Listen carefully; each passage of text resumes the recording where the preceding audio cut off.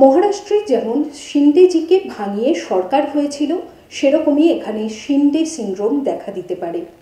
তাই ভাব পাচ্ছে, কথাবার্তা চলছে। সিবিআই প্রসঙ্গে অভিষেক বন্দ্যোপাধ্যায়ের মন্তব্যের এমনই প্রতিক্রিয়া ব্যক্ত করলেন প্রাক্তন সাংসদ অধীর চৌধুরী। জেলা কংগ্রেস কার্যালয়ে বৃহস্পতিবার সাংবাদিকদের মুখোমুখি হয়ে অধীর চৌধুরী আরও বলেন, পিসির সঙ্গে খোকাবাবুর কেন মারামারি হবে, তারা পরমাত্মীয়। ঠিক কি বলেছেন অধীর চৌধুরী আমরা দেখব।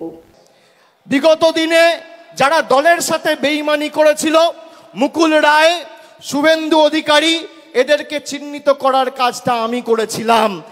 আগামী দিনেও যদি কেউ দলের সাথে বেইমানি করে, এদের চিহ্নিত করে এদের লেজে গোবরে করে প্যাকেট করে বাংলা ছাড়া করার দায়িত্বটা আমি আমার কাঁধে তুলে নিলাম। বাজারে রটিয়ে দেওয়া হচ্ছে অভিষেক বন্দ্যোপাধ্যায় বিজেপিতে যাবে। আরে আমার গলা কেটে দিলে কাটা গলা থেকে মমতা ব্যানার্জি জিন্দাবাদ বেরোবে। আমি বেঈমান নই। বাজারে ছড়িয়ে দেওয়া হচ্ছে নতুন দল আসছে, বিজেপির হাতে কলকে আর তামাক খেয়ে কয়েকটা সংবাদ মাধ্যম আর দু চারটে সাংবাদিক এই কাজটা করছে। আমি তাদের নাম করে এই সবার পরিবেশ নষ্ট করব না। আর খবরে যা দেখবেন, আমি আপনাকে বলছি 100তে 100টাই মিথ্যে। কোনো খবরের কথায় বিশ্বাস করবেন না। কালকে খবরে দেখানো হয়েছে অভিষেক বন্দ্যোপাধ্যায়ের বিরুদ্ধে ইডি চার্জশিট দিয়েছে, সিবিআই চার্জশিট দিয়েছে। 28 পাতার চার্জশিট, 2 জায়গায় খালি আমার নামটা লিখেছে। তাও অভিষেক বন্দ্যোপাধ্যায় কে, বাড়ি কোথায়, সাংসদ না বিধায়ক না পঞ্চায়েত প্রধান, কোথায় থাকে, কার ছেলে, কোনো পরিচয় নেই। বিজেপি নেতারা যেমন ভাব বাচ্চে কথা বলতো, ইডি সিবিআই এখন ভাব বাচ্চে কথা বলছে। এই ভয়টা দেখে আমার ভালো লেগেছে। খবরে যা বেরোয় 100তে 100টাই মিথ্যে, আমি আপনাকে বলছি। ভালো তো, সিন্ডে তো বিজেপিতে যায়নি এখনো। সিন্ডে বিজেপির সঙ্গে সমঝোতা করেছে। ফারাকটা বোঝার চেষ্টা করো। সিন্ডে কিন্তু বিজেপিতে যায়নি, বিজেপির সঙ্গে সমঝোতা করেছে। খালি একটা কথা বলুক না যে বাংলার মুখ্যমন্ত্রী মমতা ব্যানার্জির প্রত্যেকটা পদক্ষেপকে আমি সমর্থন করি, একথা কিন্তু বলছে না। বাংলার মুখ্যমন্ত্রীর প্রত্যেকটা সিদ্ধান্তকে আমি পূর্ণ সমর্থন করি, একথা কিন্তু বলছে না। আমার কেন প্রয়োজন হয়েছিল সেবাশ্রয় খোলার আরজিকর কাণ্ডের পর, তার পিছনে কারণ কি, সে কথা কেউ বলছে না।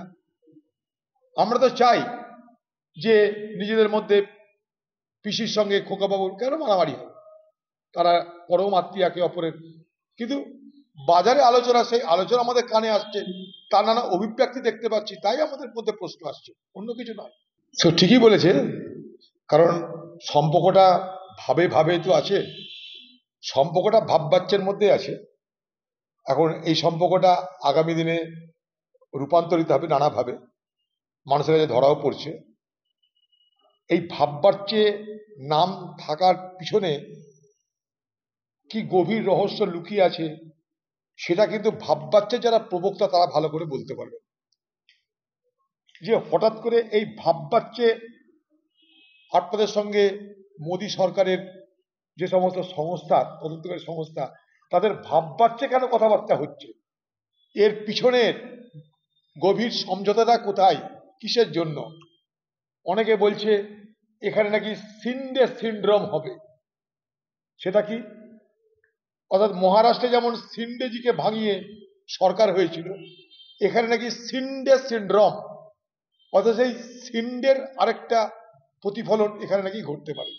সেই জন্যে ভাব বাচ্চাই তো কথাবার্তা হবে, কারণ সেখানেও সেইভাবেই হয়েছিল কথাবার্তা বাস্তবায়িত হওয়ার আগে। কর্মে অর্থাৎ কর্মবাচ্চা যাওয়ার আগে ভাব বাচ্চাই আলোচনা হবে। JD Hospital and Diabetes Institute, a multi-specialty hospital with care for life.